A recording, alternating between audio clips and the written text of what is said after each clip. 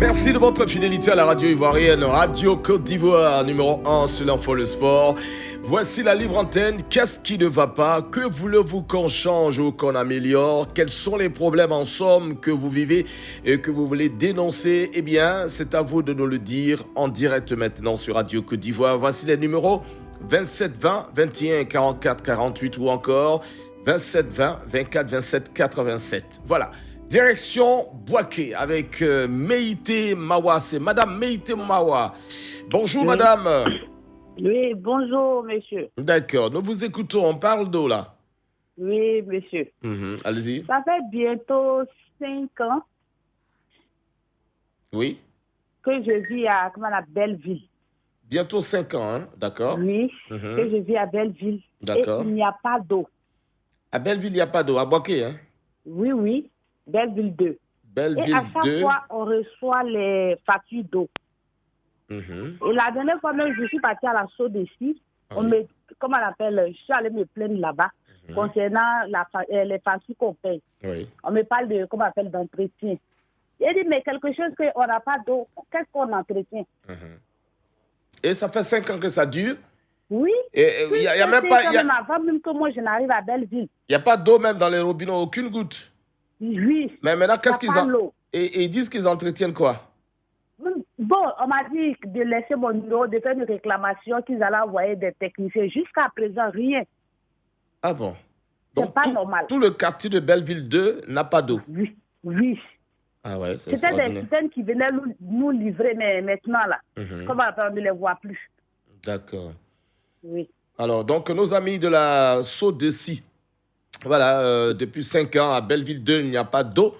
Pour autant, et on reçoit les factures pour entretien. Bon, finalement, Madame Meïté Mawa demande qu'est-ce qu'il paye pour quel entretien, puisqu'il n'y a aucune goutte depuis 5 ans. Alors, donc, je crois que ça mérite réflexion quand même, n'est-ce pas? D'accord. Merci, Madame Mawa. On a bien compris. Nos amis de Sodecy Bouaké vont se mettre à l'œuvre pour que les choses puissent s'arranger le plus rapidement possible. Parce que je pense que si vos dires sont justes, c'est pas normal. Et oui, et c'est bien cette émission qui vous permet de dire cela. Merci beaucoup. Dongo Mathias de Tanda nous appelle. Bonjour, Dongo. Bonjour, monsieur. Voilà, avec vous, on va parler de l'électricité. Oui. Allez-y. Ok, bon, c'est pas normal chez moi au village à Koroko Bango, à 17 km de Tanda. D'accord. Voilà, cela fait un bon moment. Au temps de M. Cyprien Amadel et de M. Ricardo Zama, j'avais même appelé pour évoquer ce problème-là. Et jusqu'à présent, rien n'est encore fait.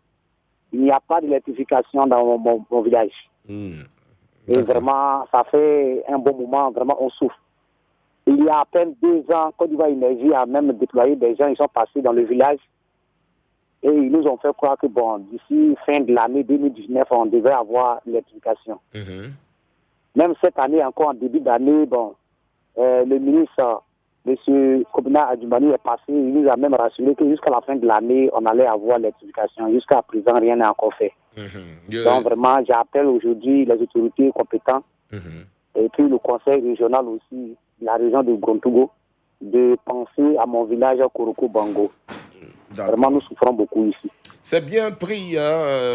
Si le ministre est passé qu'il a donné l'information, c'est que c'était en route. Certainement, c'est la pandémie qui a ralenti les activités. J'imagine que les choses vont se remettre en ordre bientôt. Voilà.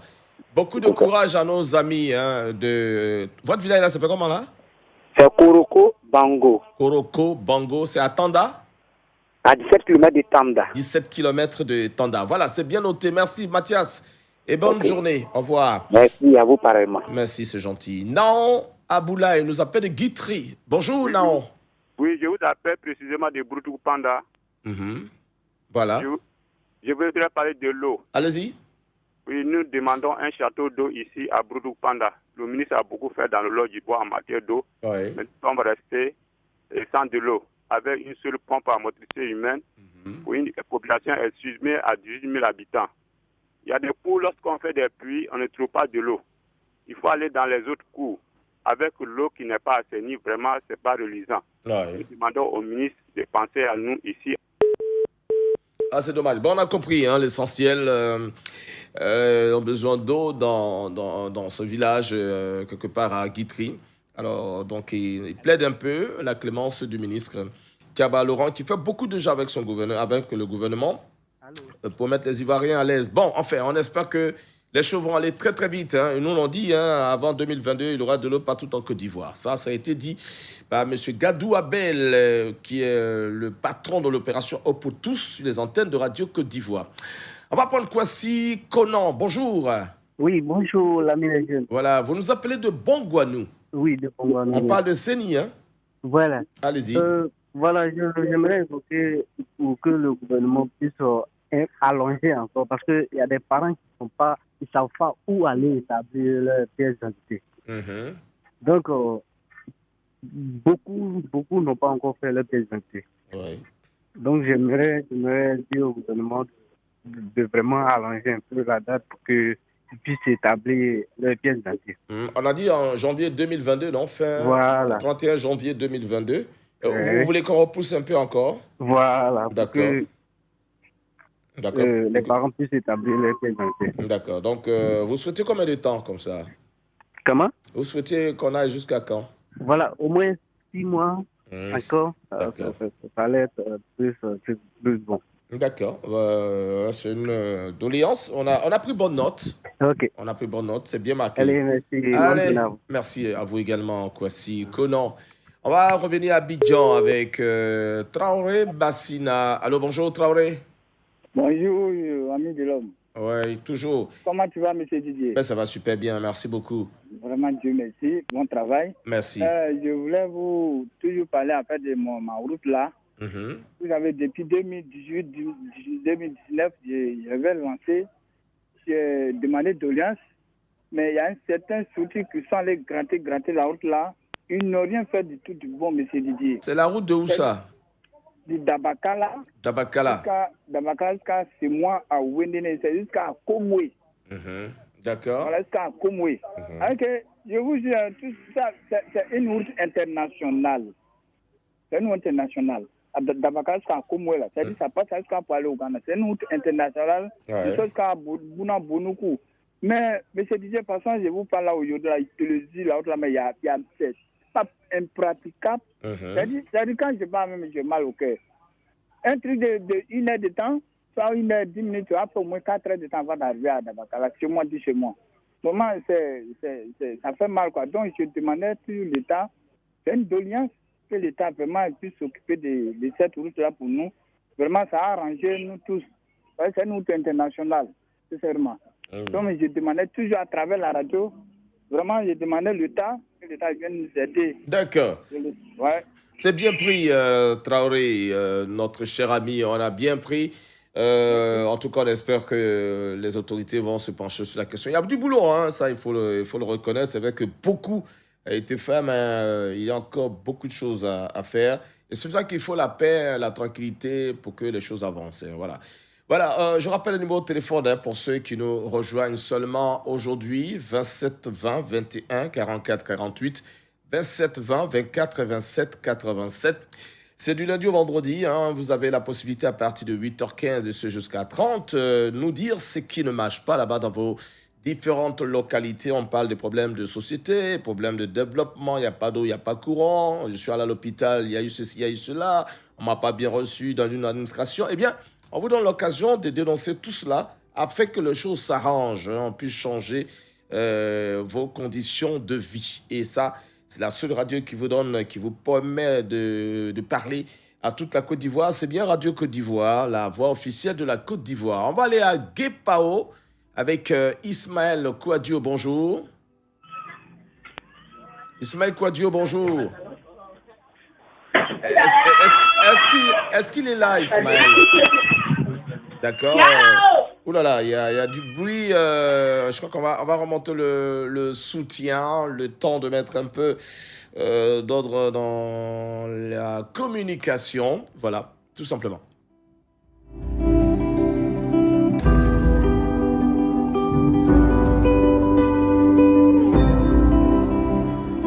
D'accord, les choses sont entrées dans l'ordre. Ismaël Kouadio, c'est bien cela, bonjour. Ismaël. Oui, allô, bonjour. Oui, bonjour. Vous étiez où là depuis? D'accord. Bien, allez-y très rapidement. Je voudrais parler un peu du problème qui mine l'école ivoirienne. Voilà, vous savez, depuis un bon moment, nous parlons de congés anticipés, voilà, engagés par les élèves eux-mêmes. C'est ça. Voilà, à l'entame de l'année scolaire, nous avions apprécié la venue de Madame la ministre avec ses engagements. Tout à fait. Mais moi, j'ai appelé ce jour-là pour déplorer quelque chose et ça n'a pas été pris en compte. Voilà pourquoi on assiste encore à ce problème-là. Ce que j'ai dénoncé, c'était la correction des élèves. En fait, il faut que les élèves soient soumis à une correction à l'école. Voilà, on doit les chicoter à la lettre comme il se doit. C'est ce que vous appelez correction? Oui. Ok. Les élèves, de la manière qu'on faisait avant là, ça doit revenir. Parce qu'ils ont dit, l'État a dit, pas ils ont dit, l'État a dit que si un parent frappe son enfant à la maison, le parent va répondre de ses actes. Donc le parent a peur. Il a peur de frapper son enfant. Donc du coup, l'enfant va devenir quelque chose devant lui et puis il ne va pas réagir. Alors Ismaël, oui? Moi je veux savoir, est-ce que c'est la seule voie pour recadrer les enfants? Est-ce qu'il faut forcément les chicoter, comme vous dites, pour pouvoir les recadrer? Est-ce qu'il n'y a pas d'autres moyens? On a essayé plusieurs moyens pacifiques, mais ça n'a pas abouti. Vous avez essayé quoi, par exemple? On a essayé la voie pacifique, par exemple, la douceur, voyez-vous, ne pas chicoter les élèves, les ONG qui ont intervenu dans des actions de pacification, tout ça. Mais ça n'a pas abouti. Est-ce qu'on ne peut pas entraîner les parents dans cette histoire? Parce qu'en général, c'est les parents même qui sont derrière. Quand vous faites des remontrances à leurs enfants, on va le dire ainsi, et c'est eux qui viennent se plaindre. Est-ce que nous-mêmes, les parents d'élèves, nous ne sommes pas à l'origine de ce qui arrive? Le problème, c'est que l'État est au-dessus de tout. Et si l'État donne l'ordre qu'on chicote les élèves à l'école pour leur correction, ça ne va pas entraîner les petits murmures dans les quartiers. Non, le truc, c'est qu'on a essayé, à un moment donné, on a vu qu'il y avait des dérives. Il y avait des enseignants qui exagéraient un peu, donc du coup, on a demandé de revoir les choses. Sinon, la chicote n'a jamais été instaurée à l'école. C'était une façon d'amener les gens à mieux comprendre. Mais on ne chicote pas pour chicoter. Et puis bon, la chicote n'est pas forcément recommandée pour éduquer un enfant, de mon point de vue. Alors, est-ce qu'on ne peut pas trouver d'autres solutions? Je pense qu'on va réfléchir. Mais la chicote, là, à cette époque-là, vraiment, c'est compliqué. Ça, il faut le dire. Voilà, c'est compliqué. On va trouver d'autres moyens. Je vois que vous êtes très énervé parce que c'est énervant, évidemment, de voir des élèves eux-mêmes se donner des congés. Non, mais c'est incroyable. Amis jeunes, il faut changer ça. C'est pas bon, hein? C'est pas bon. C'est vous qui devez être les papas de demain. Hein? Les enfants d'aujourd'hui sont les papas de demain. C'est vous qui allez gouverner ce pays. Si vous vous comportez comme ça, comment seront ceux que vous allez mettre au monde? Vraiment, il faut revoir ça, les jeunes. Ok, on va prendre Nguessan Alexis, c'est le dernier, méditon, de Sandégué. Bonjour, Nguessan. Oui, bonjour, l'ami des jeunes. Voilà, merci d'être avec nous. On vous écoute, on parle de CENI.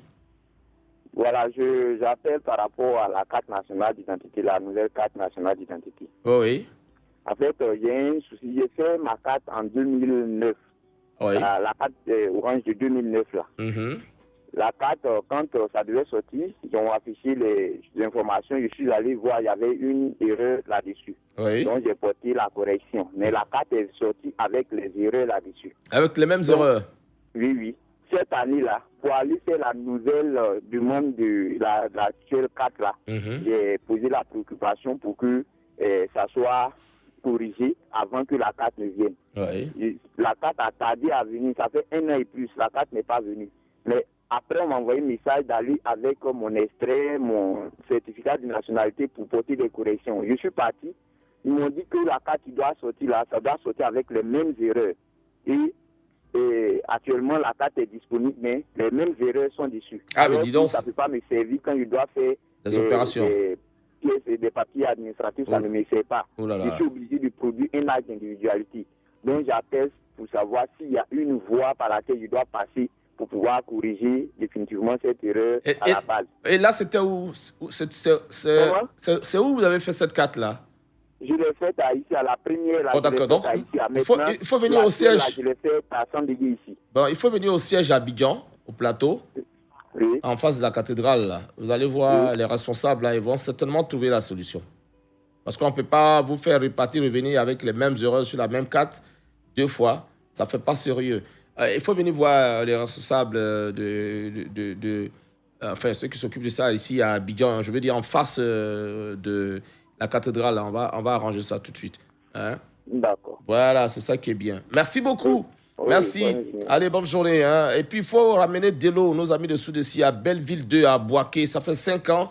Il n'y a pas d'eau dans les robinets, mais ils continuent de payer les frais d'entretien. Voilà, ils trouvent que ce n'est pas juste, c'est Mme Mawa Meïté qui nous l'a dit ce matin. Je pense qu'elle a totalement raison. Merci à vous toutes et à vous tous de nous avoir fait confiance encore aujourd'hui. Radio Côte d'Ivoire, Abidjan, 88.fm.